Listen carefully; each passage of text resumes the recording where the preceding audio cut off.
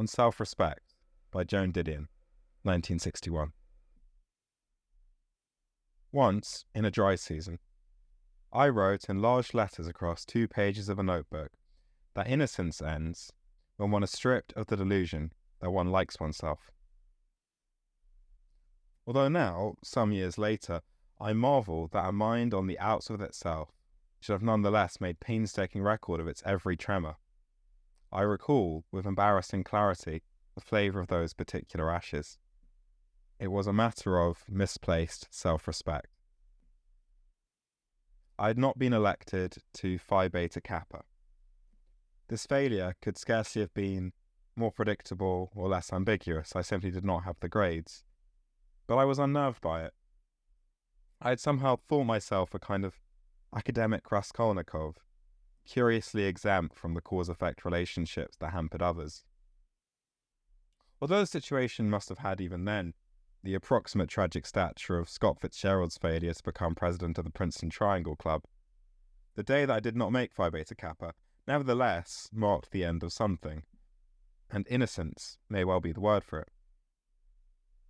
I lost the conviction that lights would always turn green for me. The pleasant certainty that those rather passive virtues which had won me approval as a child automatically guaranteed me not only Phi Beta Kappa keys, but happiness, honour, and the love of a good man, brackets, preferably a cross between Humphrey Bogart and Casablanca, and one of the Murchisons in a proxy fight, close brackets. Lost a certain touching faith in the totem power of good manners, clean hair, and proven competence on the Stanford Binet scale. To such doubtful amulets had my self-respect been pinned, and I faced myself that day with the nonplussed wonder of someone who has come across a vampire and found no garlands of garlic at hand. Although to be driven back upon oneself is an uneasy affair at best, rather like trying to cross a border with borrowed credentials, it seems to me now the one condition necessary to the beginnings of real self-respect. Most of our platitudes notwithstanding, self-deception remains the most difficult deception. The charms that work on others count for nothing in that devastatingly well-lit back alley where one keeps assignations with oneself. No winning smiles will do here, no prettily drawn lists of good intentions. One shuffles flashily, but in vain, through one's marked cards, the kindness done for the wrong reason, the apparent triumph which had involved no real effort, the seemingly heroic act into which one had been shamed. The dismal fact is that self-respect has nothing to do with the approval of others, who are, after all, deceived easily enough. It has nothing to do with reputation, which, as Rhett Butler told Scarlett O'Hara, is something that people with courage can do without. To do without self-respect, on the other hand, is to be an unwilling audience of one to an interminable home movie that documents one's failings, both real and imagined, with fresh footage spliced in for each screening. There's the glass you broke in anger. There's the hurt on X's face. Watch now this next scene, the night Y came back from Houston. See how you muff this one. To live without self-respect is to lie awake some night beyond the reach of warm milk, phenobarbital, and the sleeping hand on the coverlet, counting up the sins of commission and omission, the trusts betrayed, the promises subtly broken, the gifts irrevocably wasted through sloth or cowardice or carelessness. However long we postpone it, we eventually lie down alone in that notoriously uncomfortable bed, the one we make ourselves.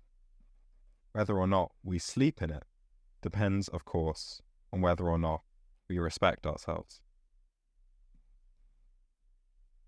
To protest that some fairly improbable people, some people who could not possibly respect themselves, seem to sleep easily enough, is to miss the point entirely, as surely as those people miss it who think that self-respect is necessarily to do with not having safety pins in one's underwear.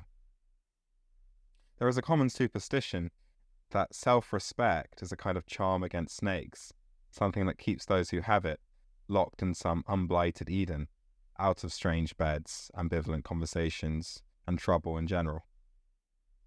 It does not at all. It has nothing to do with the face of things, but concerns instead a separate piece of private reconciliation. Although the careless, suicidal Julian English in Appointment in Samara and the careless, incurably dishonest Jordan Baker in The Great Gatsby seem equally improbable candidates for self-respect, Jordan Baker had it. Julian English did not. With that genius for accommodation, more often seen in women than in men, Jordan took her own measure, made her own peace, avoided threats to that peace. "I hate careless people," she told Nick Carraway. "It takes two to make an accident." Like Jordan Baker, people with self-respect have the courage of their mistakes. They know the price of things. If they choose to commit adultery, they do not then go running in an access of bad conscience to receive absolution from the wronged parties. Nor do they complain unduly of the unfairness, the undeserved embarrassment of being named correspondent.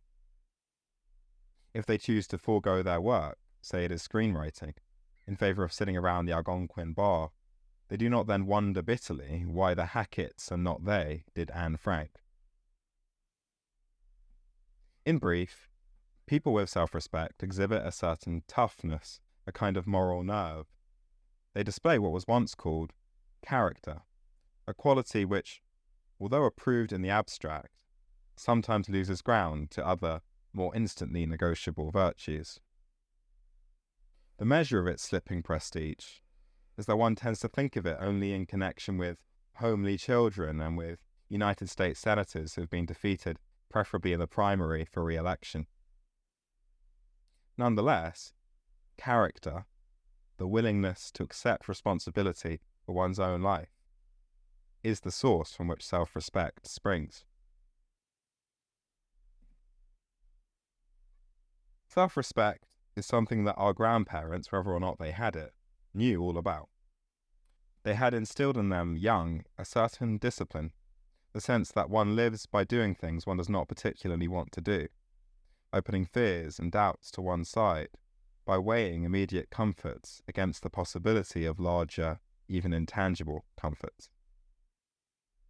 It seemed to the 19th century admirable, but not remarkable, that Chinese Gordon put on a clean white suit and held Khartoum against the Mahdi.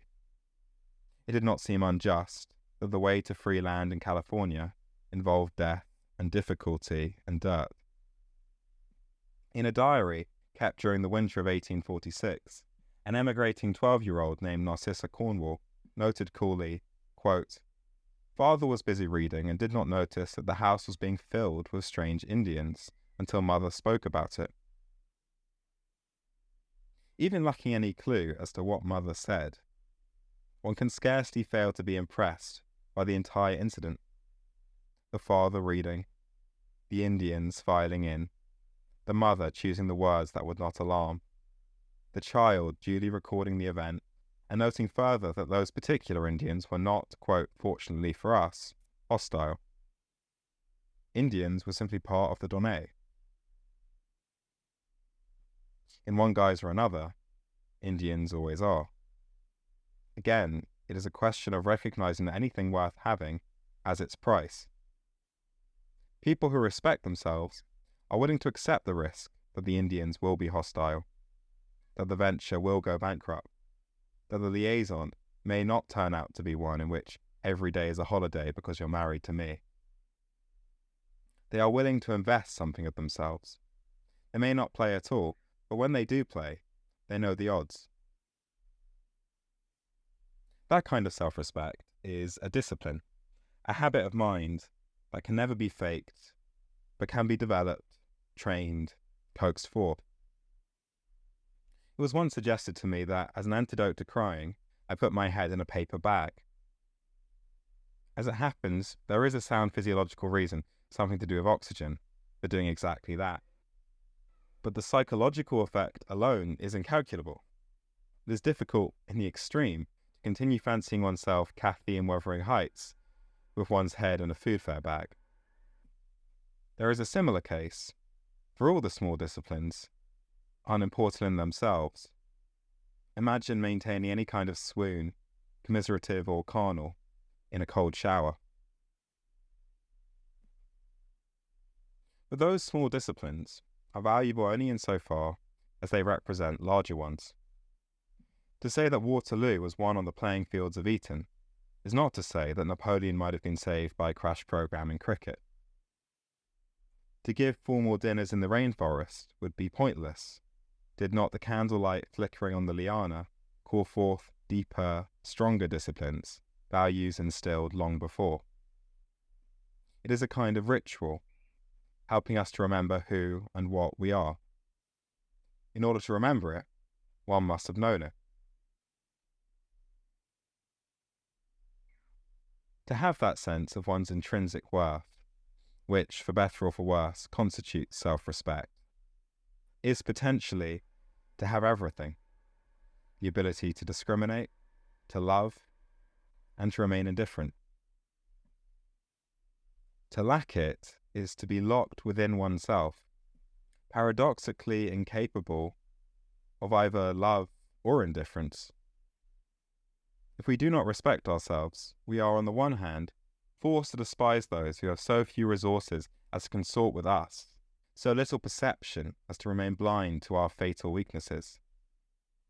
On the other, we are peculiarly enthralled to everyone we see, curiously determined to live out, since our self-image is untenable, their false notions of us.